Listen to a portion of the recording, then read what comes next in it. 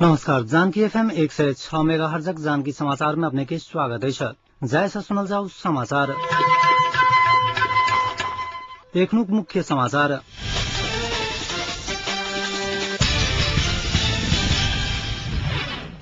परराष्ट्र मंत्री यादव संसद के मानहानि कहने व्यवस्थापिका संसदक संसदीय सुनवाई समिति दावा गैर बजेटरी रकम राजस्व में घुसकाओल गेल पर संबद्ध अधिकारी संग स्पष्टीकरण के मांग। माओवादी पार्टी भीतर के आंतरिक विवाद के विषय में विमर्श कर बजाउल गेल बैसार स्थगित। आई भानु जयंती विभिन्न कार्यक्रम का मनावल जा रहल। आंतरिक गृह कार्य पूरा नहीं भेल कहत आई बजाउल गेल एकीकृत नेकपा माओवादी केंद्रीय समिति के बैसार अंतिम समय में आइका स्थगित भेल अछि। अध्यक्ष प्रचण्ड आ उपाध्यक्ष द्वय मोहन वैद्य तथा बाबूराम भट्टराई बीच विवाद बढ़ला के बाद थप गृह कार्य के लेल स्थगित भेल बैसार आई के लेल बजाउल गेल छल। बेरिया 2 बजे पार्टी केंद्रीय कार्यालय कोटेश्वर पेरिस डाँडा में बजाउल गेल बैसार अध्यक्ष प्रचण्ड पूरा तैयारी नहीं भेल कहैत काल्हि धरि के लेल स्थगन कयल गेल नया बाजार स्रोत जनलक अछि। पार्टी में जारी अंतर संघर्ष व्यवस्थापनक लेल स्वयं पेश करऽ लागल प्रतिवेदन के अंतिम रूप देबा किछु समय लागत कहैत प्रचण्ड बैसार स्थगन केने बताओल गेल अछि।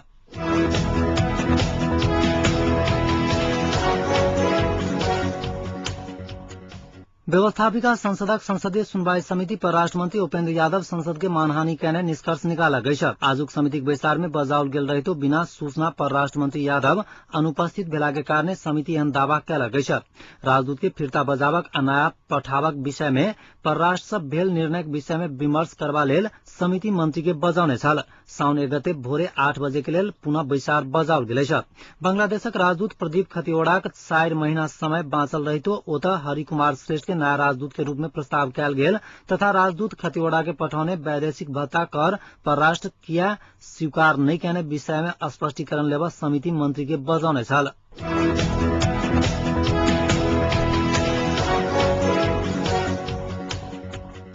व्यवस्थापिका संसदक सार्वजनिक लेखा समिति गैर बजेटरी रकम के राजस्व में घुसकाओल गेल विषय में 3 दिन भीतर लिखित जवाब पेश करबा लेल संबद्ध अधिकारी के निर्देशन देलक अछि।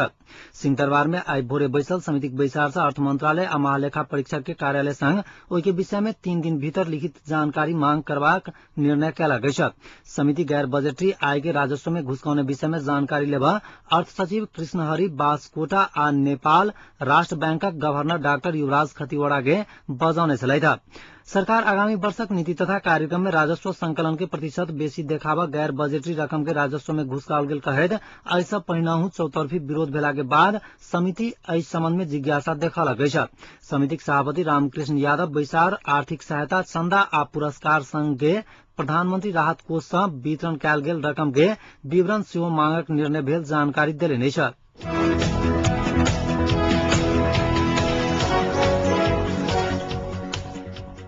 जनकपुरक बेस्त चौक जनक चौक यौनकर्मी सबके अखाड़ा बनला से ओतुका स्थानीय वासी आ व्यापारी सब दुखी छथि। बेर बेर मीडिया में ई समाचार अयला के बादो प्रशासन निरीह साबित भेल स्थानीय वासी आ व्यापारी सबके कहब अछि। किछु दिन पहिने व्यापारी आ स्थानीय वासी के प्रयास से यौनकर्मी सबके जत्था के जनक चौक से भगाओल गेल छल। मुदा पुनः 10-12 दिन के बाद ओ सब फेर से जनक चौक पर अपन जमघट लगौने एकटा स्थानीय वासी बतौलनि। प्रशासन के मिली भगत चल रहा है सब 100% सही। भाई तो आज उठाल के एक दो बार भेल मारो पिटवा कल के लेकिन प्रशासन ओकर सबके साथ दे कापती लगा टिका दे प्रशासन कोई फायदा से तब नहीं समस्या उठा रहा है। कोई काम में प्रशासन के मिली जुली काम बनल है कि कते बार क्लबों के आदमी से खियार के उनका पठाइल भगाइल गेल है लेकिन 10 दिन नहीं आले। एकरा बाद 11वां दिन देखली एगो दूगो एक के जाते फिर ओकरा से पूरा अथी बन के व्यापार से नहीं बिजनेस से हम सब की जवाब है। मान लो वो आदमी अगर नहीं रहते तो वहाँ कार्रवाई में होगा नहीं करते। मैं आकाली पूरी प्रशासन के दबाव भी ना ये जैसे बेसिया खाना देते थे के दबाव पुलिस प्रशासन कोई का सारा सामान कोई वहाँ सब पहला मीडिया वाला जैसे चीज जो है ना आवाज उठाकर हमारे सब नहीं सुनी थी व्यापार में तो नहीं सुनी है ना सही द्वारा से जते सकते प्रयास करके भागा बन सबसे अच्छा बेहतर है। एकटा स्थानीय व्यापारी कहलनि जे ई यौनकर्मी सबक बैसार ट्राफिक पुलिस हालै में जनक चौक पर निर्माण कयने ट्राफिक बीट सेहो अछि जतऽ ओ सब बैस कऽ अपन ग्राहक के खोज में रहैत अछि। तेना जनक चौक के रिक्शा स्टैंड आ धनुष क्षेत्र के भीड़ पर सड़के कात से ई यौनकर्मी महिला सबक समूह अपन ग्राहक के खोजी में बैसल रहैत अछि। हुनक कहब छलनि जाहि कारणे नीक परिवारक महिला के सेहो कहियो काल अपमानित होबऽ पड़ि रहल अछि।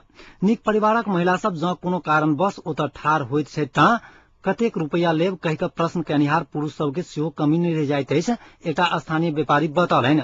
एम्हर यौनकर्मी महिला सब अपन प्रत्येक ग्राहक सँ 200 रुपैया लैत अछि आ ओतुका स्थानीय लॉज में जाय के लेल 200 रुपैया अपन ग्राहक के सब तिरबावैत अछि। एहि बात के पुष्टि तखन भेल जखन ओ महिला खुलेआम अपन एकटा ग्राहक संग बातचीत कर रहल छल। लेट करा तो कोनो ट्रेन हो या कृष्णा में मेरे जगह में जा चल नदी शासन चल है ना तो गाल के 10 सेकंड में टाइम लो तो कोनो डर नहीं है ना और में जा सारिये ने उतारब के हाथ पर और कंप्यूटर है और कतु के टेंशन नहीं कभी फोटो खिंचाल आया तो फोटो खींच ले चलो तो सब है ना टाइम कनी लागबे करे तो कोनो टेंशन है आए टाइम लागब गेट खोल दो चौथी होती घाटी जाए चलो अगर जा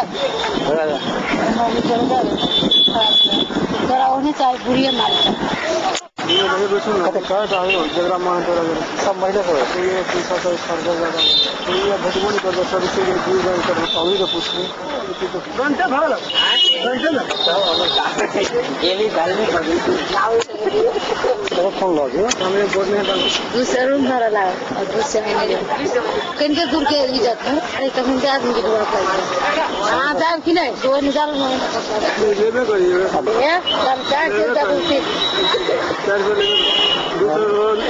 दूसरे वजह से जब के ताकि दूसरे अब जाए के माने चालू है ना मुंह खोल के कभी नंगे से नहीं हुई तो काम से मतलब है ना दूसरे का की तोड़ा संसन बहुत बाबू तीरता है।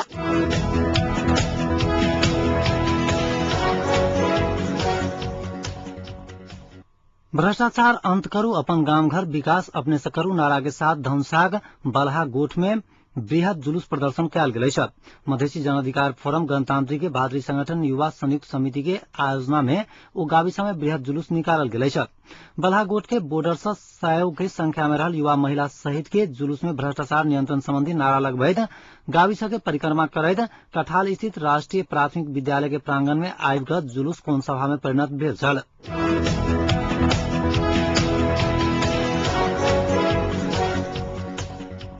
गोली प्रहार का घायल बनाओल गेल घटना में संलग्न रहल आरोप में पुलिस आई मोहतरीक विभिन्न स्थान से 4 गोटे के गिरफ्तार कयल गेल अछि। गिरफ्तार भेल जिलाक सोनामाई 3 के संजीत चौधरी और ही 2 के दिनेश चौधरी, बर्दिवास 2 के रामजी शाह आ गौशाला 8 नवराजपुर के मनोज ठाकुर अछि। ओकरा सबके जिला प्रहरी कार्यालय मोहतरी आ इलाका प्रहरी कार्यालय गौशाला से खटल गश्ती टोली विभिन्न स्थान से छापामारी कर गिरफ्तार कयल गेल अछि। बीतल सांझ मोहतरी गोपालपुर से बर्दिवास तरफ जा रहल धनसाक देउरी प्रवाह 7 रहनिहार 39 वर्षीय इंद्रजीत शाह के 2टा मोटरसाइकिल में सवार 4 गोटे के संख्या में रहल हथियारधारी समूह ओहि सड़क खंड अंतर्गत और ही में गोली मार घायल बनौने छल। घटना में संलग्न रहल आशंका में ओकरा सबके गिरफ्तार कयल गेल जिला प्रहरी कार्यालय मोहतरी जनौलक अछि। घायल शाह के बर्दिवास स्थित होप क्लिनिक में इलाज भ रहल अछि।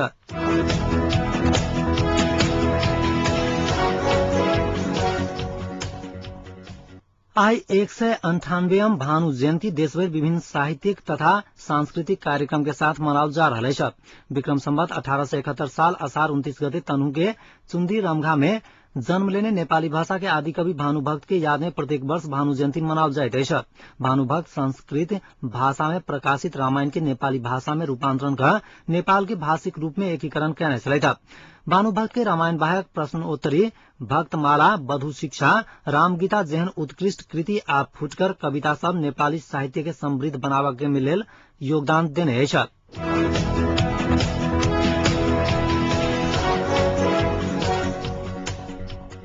आप जनकपुरक तापक्रम अखन जनकपुरक तापक्रम 32.8 डिग्री सेल्सियस रहल अछि।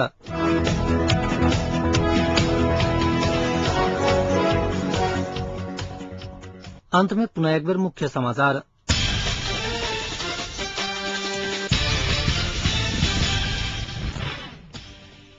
परराष्ट्र मंत्री यादव संसद के मानहानि कहने व्यवस्थापिका संसदक संसदीय सुनवाई समिति दावा गैर बजटीय रकम राजस्व में घुसकाओल गेल ऊपर संबद्ध अधिकारी संग स्पष्टीकरण के मांग। माओवादी पार्टी भीतर के आंतरिक विवाद के विषय में विमर्श कर बजाओल गेल बैसार स्थगित आ आई भानु जयंती विभिन्न कार्यक्रम का मनाओल जा रहल।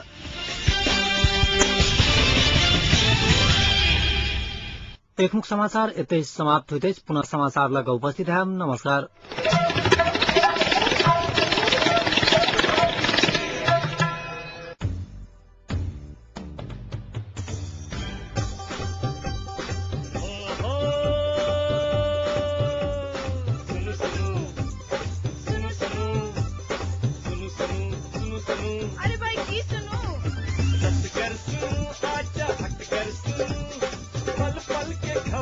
पर बैसल सुनू जानकी अभियम सदखन अही सबके आई मन माफी कपन बात ऐसा सुनू जानकी अभियम